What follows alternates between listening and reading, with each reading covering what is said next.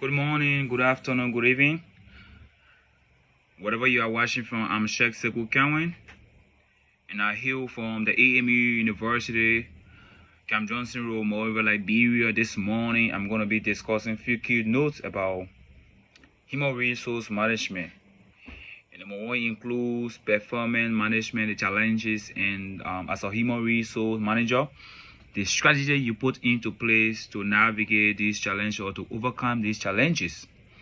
Number two, I'm going to do a succession planning for the administrative secretary. I'm going to provide a succession plan for the administrative secretary of the AMU University. And lastly, I'm going to be discussing or giving a practical example of implementing the MBO, the management of our objective, for the IT staff in AMU. So before I dive into the challenges of performance management, I first want to take a key look at the word performance management. Performance management is an ongoing process by which an organization aligns individual performance with the organizational goals. They set expectations, they monitor the performance of an individual, they provide feedback, and support development. Now, with that, it enhances the mind of the employee to understand what is expected of them within set period of time in achieving the organizational goals. With that, it helps the organization grow effectively and efficiently. Now, moving forward, we're going to be discussing the two challenges of performance management. Number one has to do with bias in evaluation. So, more often, managers, supervisors, directors often allow personal feelings, favoritism, stereotype perception, or maybe recent events or happening between employee and manager to, to influence the performance rating. With that, it can lead to unfair assessment.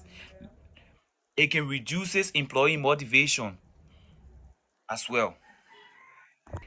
As a manager, it's very important to always navigate these challenges by offering or training of biases in evaluations, where you give awareness of evaluations biases and make sure that when our evaluation should be done on a merit basis, not just on favoritism or personal feelings. So again, you can also take into consideration the 360-degree feedback, where within you don't just listen to the line manager, but listen to subordinates, employee, managers, directors, and doing the evaluations. You hear from them, you get a feedback from them.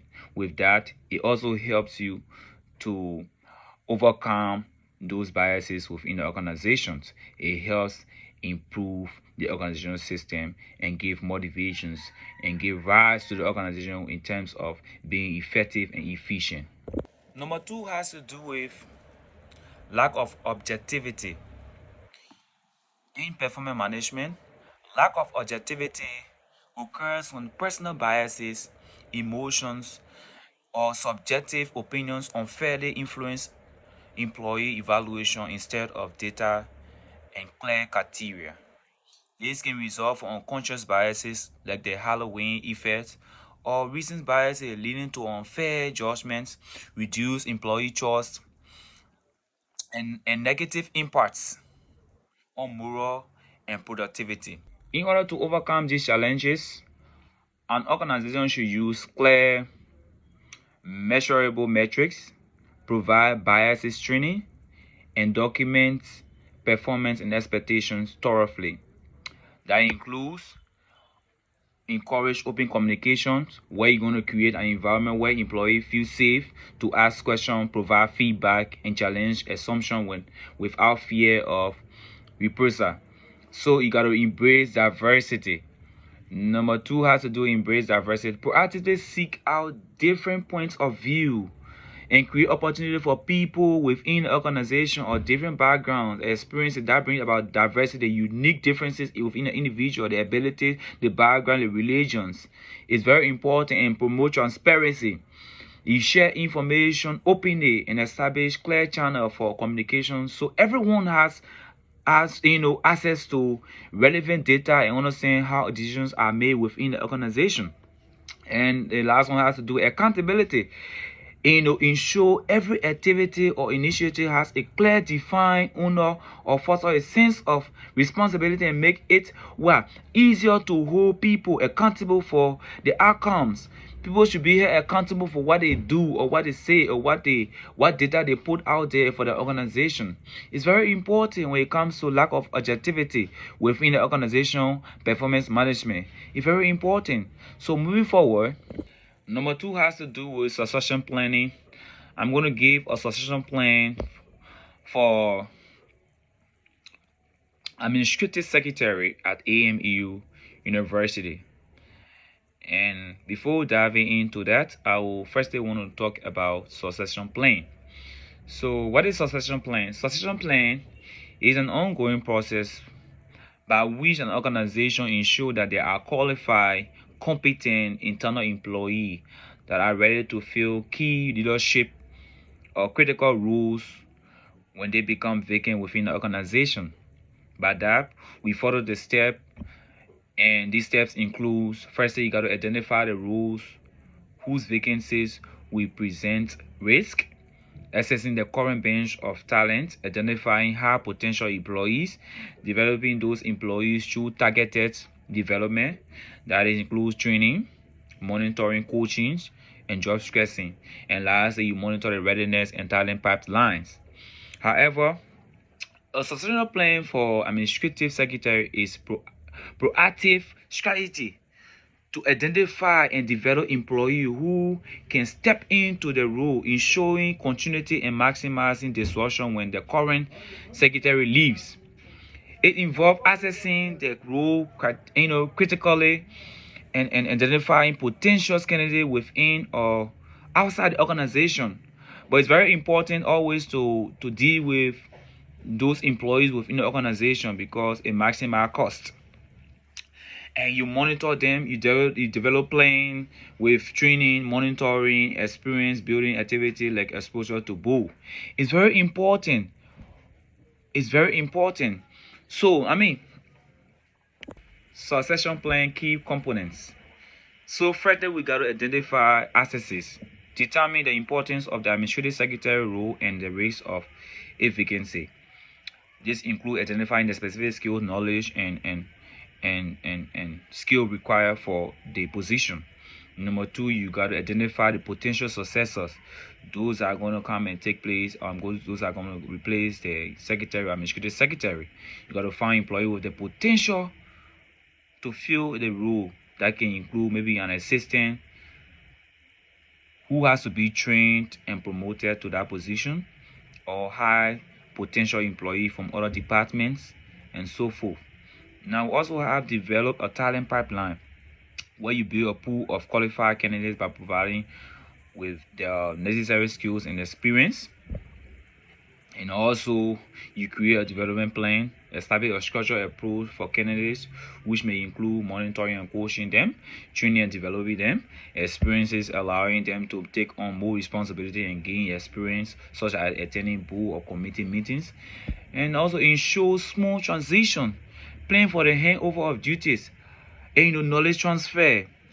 While the administrative secretary is still in positions, you always make sure they share knowledge with their subordinates or assistants, so when there is a need arising for the vacant position, they can be able to fill in that position and work and give in their best to the organization in order to achieve the organizational goals. It's very important. So with that, it's very important for us to know those succession plan for administrative secretary at AMU University. With that, you always try to give the opportunity to people within the organization to serve. Maybe an assistant that you're going to train them, you monitor them for the period, because like monitoring and training is very important. You look at the short-term range where we have to look at the development process, and we're going to train them for specific role or tasks to be done. And the development succession plan has to do with the qualifications of individual within the organization to fill in vacant space. So it's very important as it relates to succession planning for maybe a succession planning for administrative secretary for the organization. So now lastly we're going to be discussing the practical example of implementing the MBO, the management by objective, for IT staff within AME University. So in giving a practical example of implementing the MBO for group of IT staff in AMU, first we have to look at the word MBO, the management by objective. It sets specific measurable objective for employee, often joined like by manager or employee, with clear time or clear timeline or a period to be achieved, or this objective should be achieved within a period. So now looking at setting a practical example for the group of IT staff in AMEU, we first are going to set the organizational goals, improve AMEU digital settings or systems. We got to set the departmental goals, where it has to do with basically the IT specialists, those people that are in the IT department. We're going to set these goals, and we're going to agree on the individual goals, and by also providing a smart objective for all of them, network and database staff, and it's important. And lastly, like we also going to develop action plans, training tools, weekly checks, and everything involved within that department. We monitor the progress of the AMU artist staffs.